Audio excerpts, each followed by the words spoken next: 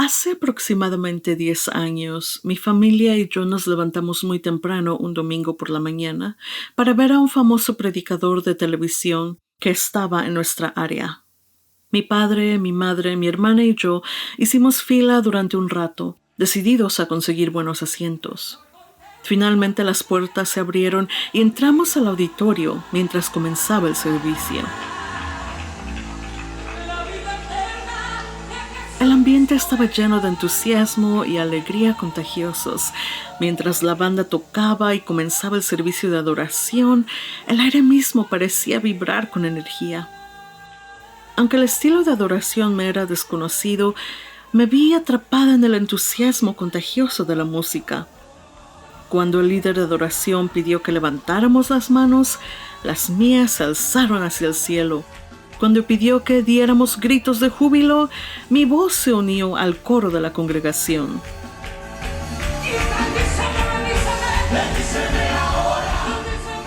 Mi familia, sin embargo, se quedó un poco rígida, atónita. Verás, en la televisión solo habían mostrado los sermones de este predicador, convenientemente editados en segmentos de 30 minutos poderosos y fácilmente digeribles. Las cámaras nunca habían captado la adoración carismática que ocurría antes del sermón. Había personas saltando de alegría, manos aplaudiendo el ritmo de la música, cuerpos girando con los brazos extendidos a los lados. Esta expresión desenfrenada de fe definitivamente no era el estilo de mi familia, y la verdad no era exactamente mi estilo tampoco. Pero decidí mejor hacer lo que estaban haciendo para no sobresalir de entre todos. Estoy bastante segura de que mi madre y mi hermana estaban contemplando la opción de que mejor deberíamos irnos de regreso a casa. Pero algo, quizás una intervención divina, nos mantuvo allí. Mirando hacia atrás, estoy profundamente agradecida de que nos quedamos, porque ese día, el 31 de mayo de 2015, resultó ser uno de los momentos más decisivos en mi vida. Ese día fue el día en que sentí el Espíritu Santo moverse. Ese es el día en que Dios me llamó.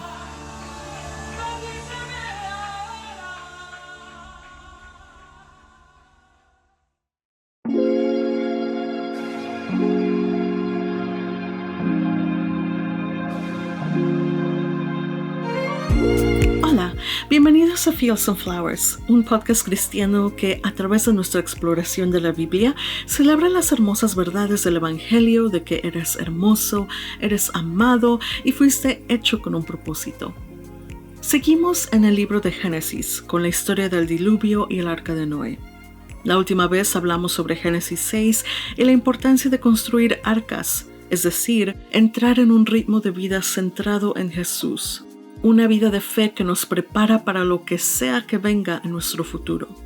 En el episodio de hoy hablaremos de Génesis 7 y quiero centrarme en algo que podría parecer de poca importancia a primera vista.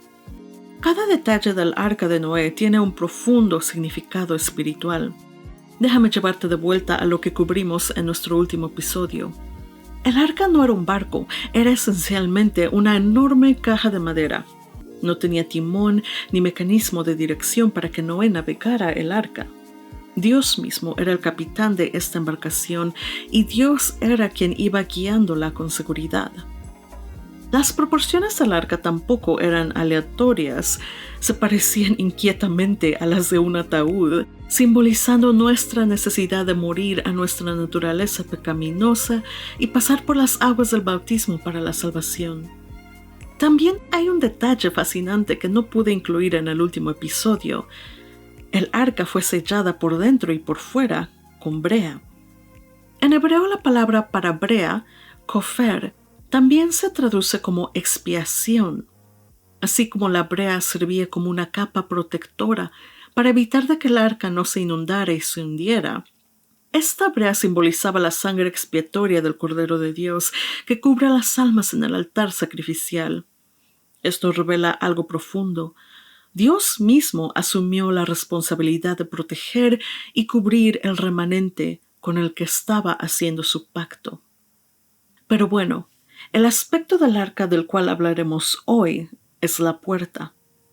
Una sola puerta en el lado de esta estructura masiva.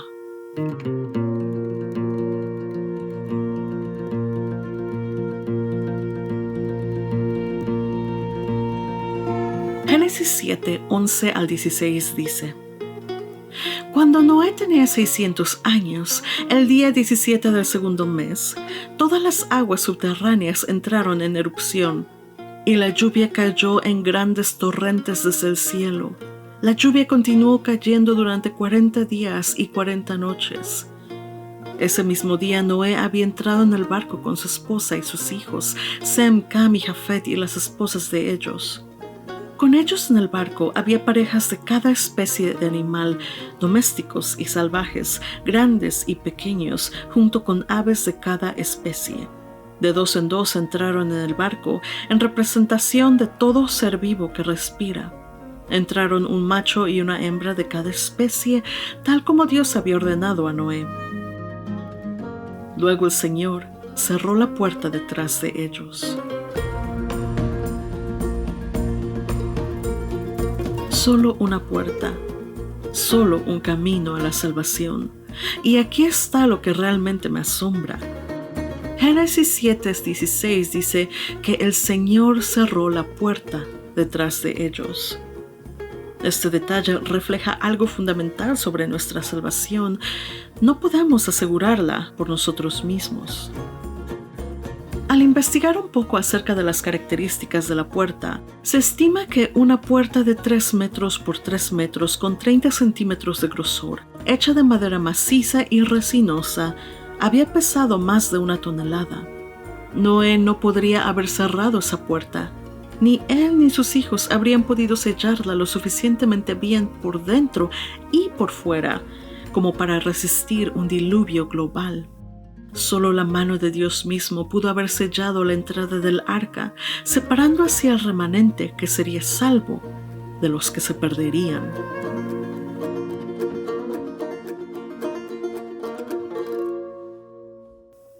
Durante cientos y cientos de años, desde el tiempo de Enoc, casi 1000 años antes, la gente del mundo había sabido que llegaría un tiempo del juicio.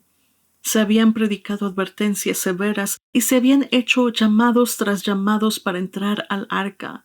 Pero aún así, como dice el pastor Chuck Smith, ya estaba decidido. Noé y su familia seguros dentro del arca, y para los demás que estaban afuera, ya era demasiado tarde. Este día marcó la transición entre la misericordia, la gracia y la paciencia de Dios y el juicio necesario. Porque Dios dijo: mi espíritu no contenderá para siempre con el hombre. El cierre de la puerta marcó un punto sin retorno, donde solo los que ya estaban dentro del arca estarían protegidos del juicio venidero. Esta única entrada al arca prefiguraba a Cristo mismo, el único camino a la salvación. Jesús más tarde diría: yo soy la puerta. El que entre por mí será salvo. También declararía: yo soy el camino, la verdad y la vida. Nadie viene al Padre sino por mí. En otras palabras, no podemos asegurarnos de nuestra propia salvación. Es Dios quien cierra la puerta detrás de nosotros cuando entramos en su pacto. Es Dios quien nos sella. Es Dios quien nos guarda. Dios nunca deja nuestra seguridad eterna al azar o al esfuerzo humano. Nuestra salvación es demasiado importante para Él como para dejarla al azar o a nosotros mismos para asegurarla. Así que Él se encarga de ello. A fin de cuentas, todos somos libres de elegir entrar en el arca o no. Ya hemos hablado del libre albedrío en el episodio 3 de este podcast. Nosotros no estamos predestinados por Dios a hacer esto o aquello. Oswald Chambers dice en su libro Conformados a su imagen: nuestro destino no está determinado para nosotros, sino que es determinado por nosotros. El libre albedrío del hombre es parte de la voluntad soberana de Dios. Tenemos libertad para tomar el camino que elijamos, pero no la libertad para determinar el fin de esa elección. Durante 7 días después de que Dios cerró esa puerta, no pasó nada. Los cielos permanecieron despejados y ni una gota de agua cayó del cielo. ¿Pueden imaginar las burlas de los que estaban afuera? Las preguntas, la duda. Elena G. White dice, durante 7 días después de que Noé y su familia habían entrado al arca, no aparecieron señales de la inminente tempestad. Durante ese tiempo, se probó su fe. Fue un momento de triunfo para el mundo exterior. La aparente tardanza confirmaba la creencia de que el mensaje de Noé era un error y que el diluvio no ocurriría. A pesar de las solemnes escenas que se habían presenciado, al ver cómo las bestias y las aves entraban en el arca y el ángel de Dios cerraba la puerta, continuaron las burlas y orgías, y hasta se mofaron los hombres de las manifiestas señales del poder de Dios. Pero cuando empezó a llover, cuando las fuentes del abismo brotaron, corrieron hacia el arca pidiendo entrar. Pero esa puerta no pudo ser abierta. El tiempo para tomar esa decisión había pasado. El tiempo de Dios no fue arbitrario, fue intencional y deliberado. Para nosotros, el tiempo también es un recurso limitado. Las oportunidades para actuar, las amonestaciones para cambiar y hacer la voluntad de Dios, no durarán por siempre.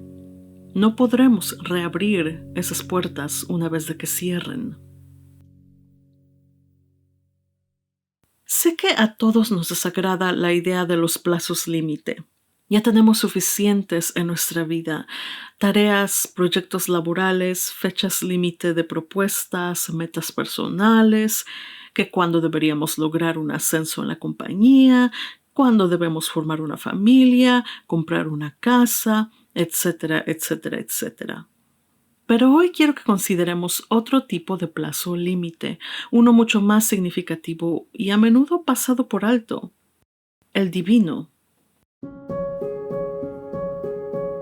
En las Escrituras vemos que Dios opera según un calendario, y esos plazos límites divinos no son algo para tomarse a la ligera. Piensen en la parábola de las vírgenes prudentes e insensatas en Mateo 25. 5 estaban preparadas para la llegada del novio y 5 no lo estaban.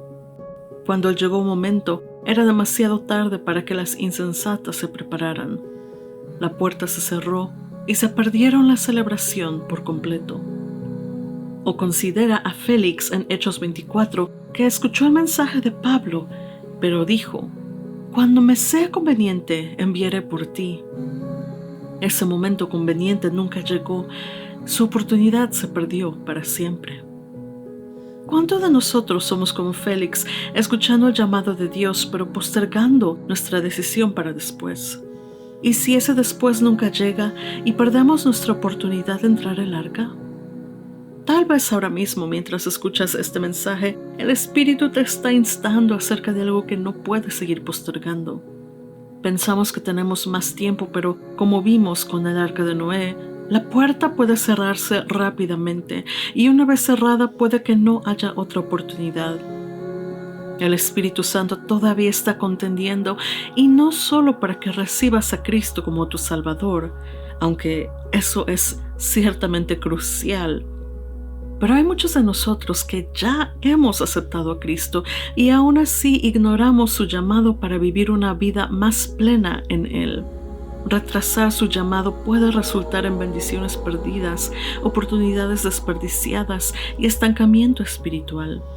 Nos puede llevar a años de vida perdidos y créanme, no querrán vivir con ese arrepentimiento. Yo lo sé, porque he tenido que cargar con ese peso durante casi una década. Déjenme volver a la historia con la que empecé este podcast.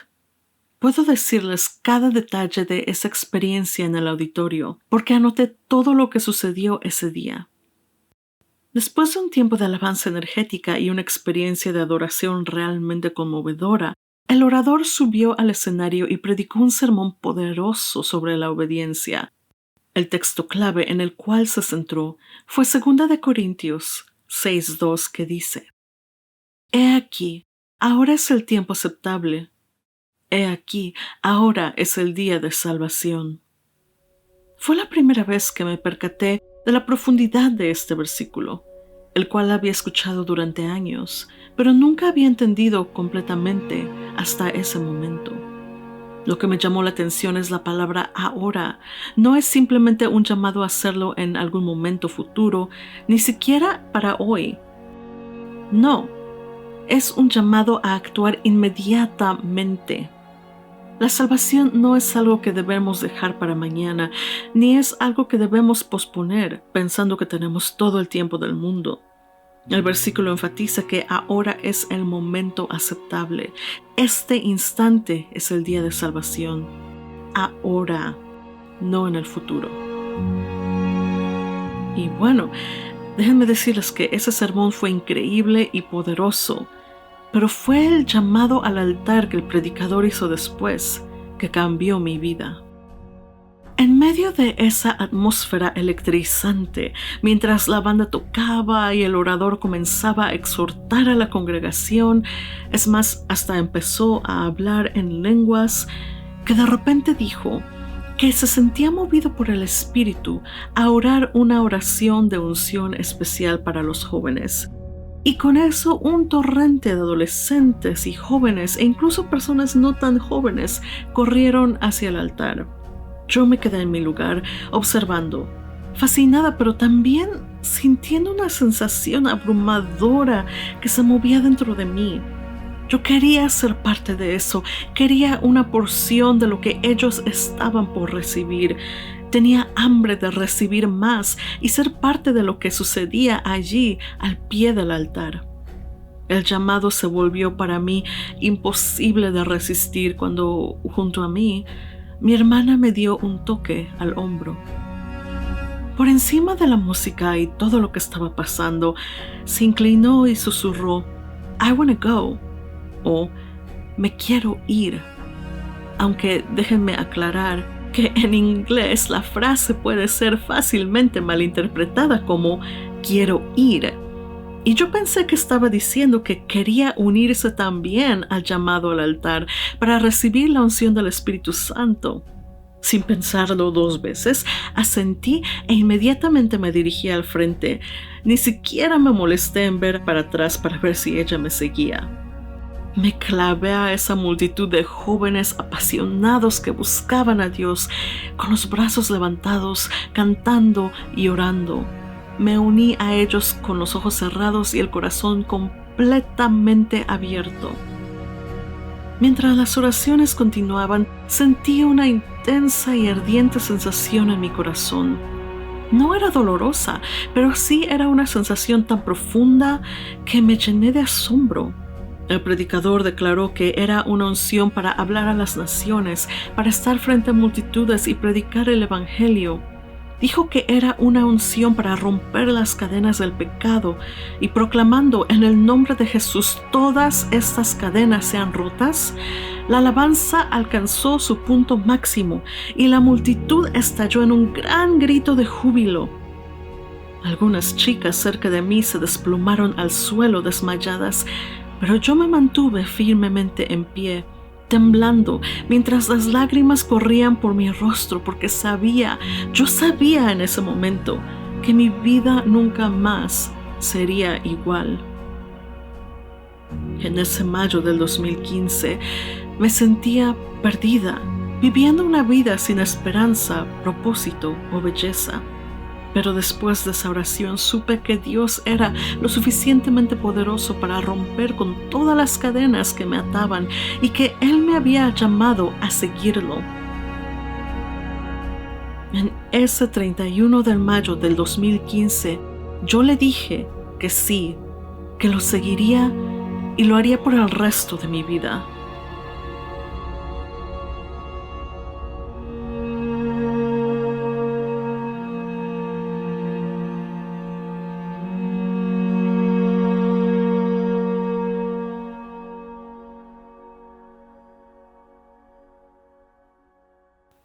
Parecería poder decirles que todo cambió en ese instante, pero la verdad es de que después de la oración y después de que terminó el servicio, me giré y vi a mi madre acercándose con una expresión sombría.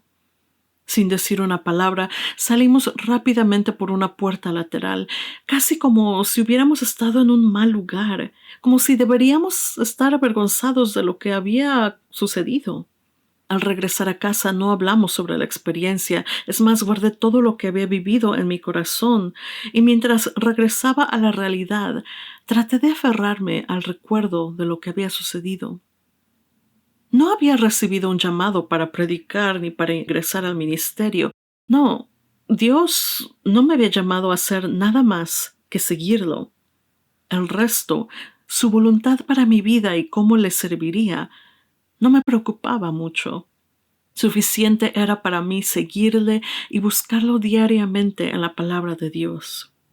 Durante la semana, mientras oraba y leía la Biblia, comencé a sentirme convencida de lo que Dios quería que hiciera y de cómo podía compartir su amor con los demás. Y fue entonces cuando yo le dije, sí, Señor, yo lo haré. Pero después del subidón emocional, comenzaron a surgir dudas. La razón y la lógica me empujaban a cuestionar lo que había experimentado cuando fui al altar. Cosas como ver a la gente actuando de manera extraña, hablando en lenguas, entrando en un frenesí y desmayándose, me desconcertaban mucho. Es más, hasta hoy en día ese tipo de expresiones me llenan de incertidumbre. Ese tipo de cosas se tienen que probar a través del Espíritu y la palabra. Entonces, el hecho de haber recibido un llamado de Dios en medio de algo tan fuera de lo común me hizo dudar, a pesar de que había buscado a Dios con todo mi corazón en ese momento. Poco a poco, comencé a preguntarme si mi encuentro realmente había sido de Dios, si en realidad había oído su voz diciéndome sígueme. Y así pasaron los días y volví a ser como antes. Nunca más regresé a ese auditorio donde acepté a Cristo, pero sí continué asistiendo a la iglesia que mi familia y yo íbamos, donde todo era ordenado, familiar y cómodo. La vida continuó, pero de vez en cuando, en los momentos de quietud, yo sentía una persistente sensación de que estaba destinada a algo más. Años después me encontré con un pasaje que describió vívidamente el estado en el que yo estaba durante ese tiempo. En su libro, No desperdicies tu vida, John Piper reflexiona sobre su búsqueda del propósito de la vida. Él escribe: la pregunta ética de que si es algo permisible se esfumaba ante la gran pregunta: ¿qué es lo que más importa, lo esencial? Pensar en construir una vida en torno a la moralidad mínima con el menor significado posible. Una vida definida por la pregunta ¿qué es lo permitido? Me parecía casi repulsivo. No quería ser mediocre, no quería vivir en las afueras de la realidad. Quería entender lo más importante de la vida e ir en su búsqueda. Debe haber algo más, algo que estuviera más allá de nosotros, algo mayor, más importante, por lo que valiera la pena vivir, en lugar de lo que vemos en el espejo. Seguía a Jesús, sí. Leía mi Biblia, decía mis oraciones, marcaba todas las casillas religiosas que había por marcar. Pero mi vida se sentía más como un fuego humeante, un fuego que apenas estaba vivo, dando solo suficiente calor para recordarme de que no estaba completamente muerta. Además, seguía luchando con las mismas adicciones y las mismas ansiedades. Durante años ignoré la voz del Espíritu Santo de salir y compartir el mensaje de Dios con otros. No fue hasta poco, hace 1 o 2 años, que finalmente dejé de correr.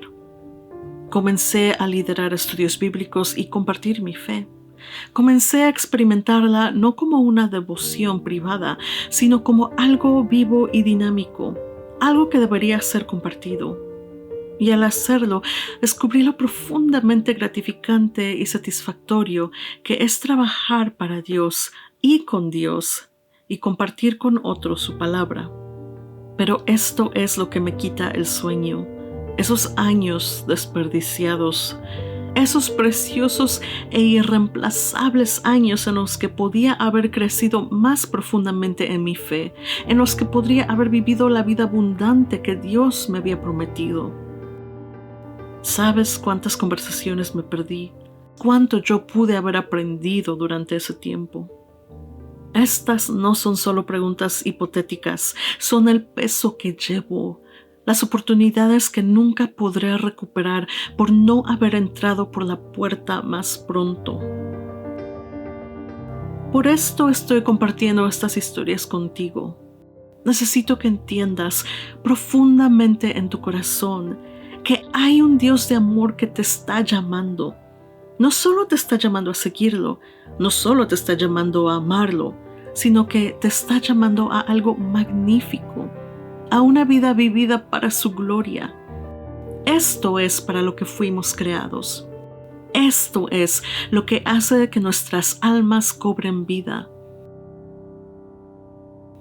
Cuando damos un paso hacia este llamado, ya sea enseñando, sirviendo, creando o simplemente amando a los demás en su nombre, encontramos un propósito más grande que nosotros mismos. El Salmo 90, versículo 12 dice: Enséñanos a contar nuestros días para que traigamos al corazón sabiduría. Necesitamos ser cuidadosos con nuestro tiempo. No se nos promete el mañana, por lo que debemos vivir hoy de una manera que honre a Dios. El apóstol Pablo nos anima en Efesios 5, 15 al 16. Mirad pues con diligencia cómo andéis, no como necios, sino como sabios, aprovechando bien el tiempo, porque los días son malos. En un mundo que a menudo nos tira en muchas direcciones, donde el diablo está tratando de hacernos olvidar ese llamado de Dios, somos llamados a aprovechar cada momento, viviendo sabiamente y con propósito. No hagas lo que yo hice, no pases años preguntándote, ¿qué hubiera pasado?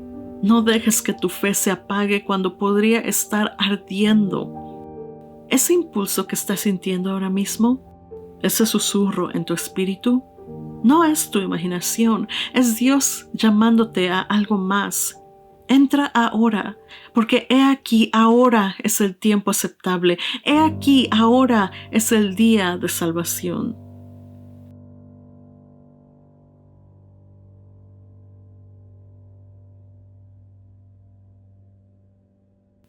Pero aquí está la belleza de la gracia de Dios.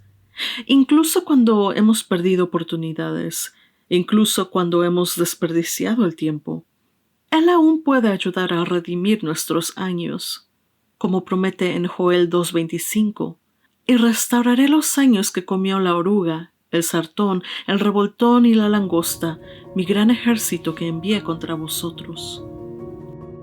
En el libro de Joel, el pueblo de Israel había soportado una temporada de dificultades. Las langostas habían destruido no solo las semillas del año anterior, sino también la cosecha actual e incluso las semillas para el próximo año.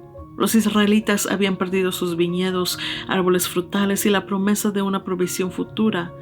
La devastación fue total, dejándolos con un profundo sentimiento de pérdida.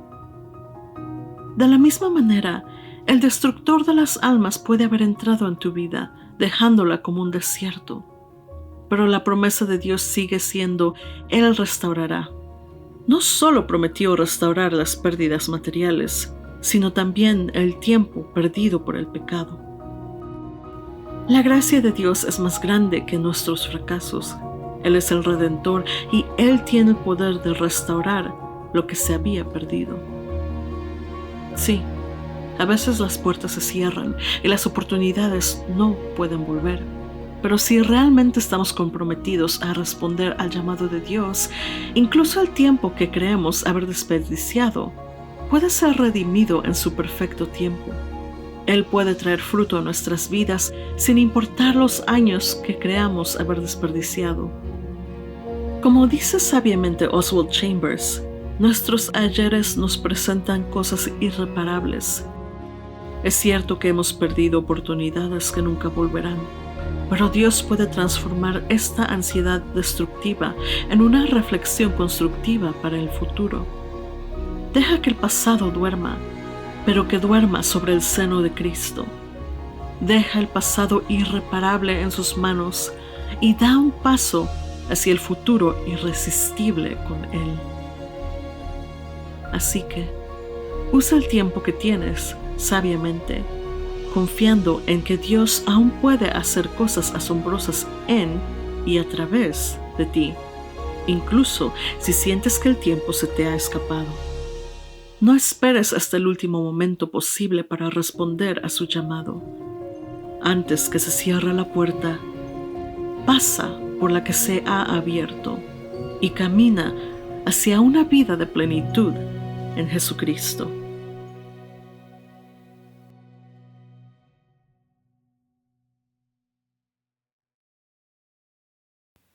Gracias por escuchar. Esta semana hablaremos sobre la madera del sándalo, como para demostrar que el amor vence al odio. La madera del sándalo perfuma el mismo hacha que lo derrumba. Rabindranath Tagore. La madera del sándalo es un árbol pequeño a mediano, semiparásito, conocido por su fragrante madera central y su aceite ricamente perfumado. La madera central y las raíces están llenas de un aceite amarillo aromático que le da a la madera una fragancia que dura incluso décadas después de ser cortada. La madera del sándalo ha sido utilizada en rituales funerarios durante milenios. Los antiguos egipcios importaban a la madera de sándalo y la usaban en medicina. Pero lo más importante es el embalsamiento de los muertos y en las quemas rituales para venerar a los dioses. Medicinalmente, la madera de sándalo ha sido utilizada durante miles de años en la medicina ayurvédica, tibetana y china. Entre sus muchas propiedades útiles se considera un afrodisíaco. El sándalo eleva la tasa del pulso, el nivel de conductividad de la piel, la presión arterial sistólica, aumenta la tensión y mejora el estado de ánimo. Aunque existen hasta 10 especies de madera de sándalo, las enfermedades y las prácticas de cosecha insostenibles han diezmado a los árboles de sándalo en muchos lugares, por lo que es importante comprar tu madera o aceite esencial de compañías que tengan prácticas responsables de abastecimiento. Mi forma favorita de usar el sándalo es como tratamiento para la piel. Desde ayudar con la piel seca y con imperfecciones hasta tratar descoloraciones sospechosas de la piel, el sándalo es un aceite esencial que debes de tener. Tengo muchas recetas específicas para mezclas de difusión y sueros para imperfecciones de la piel, pero solo puedo compartir 2 y tendrás que ir a la versión en YouTube de este podcast para estas mezclas de aceites esenciales. Bueno, se acaba el tiempo. Hasta la próxima. Por favor, recuerda que eres hermosa, eres amada y fuiste hecha con un propósito. Que Dios te bendiga.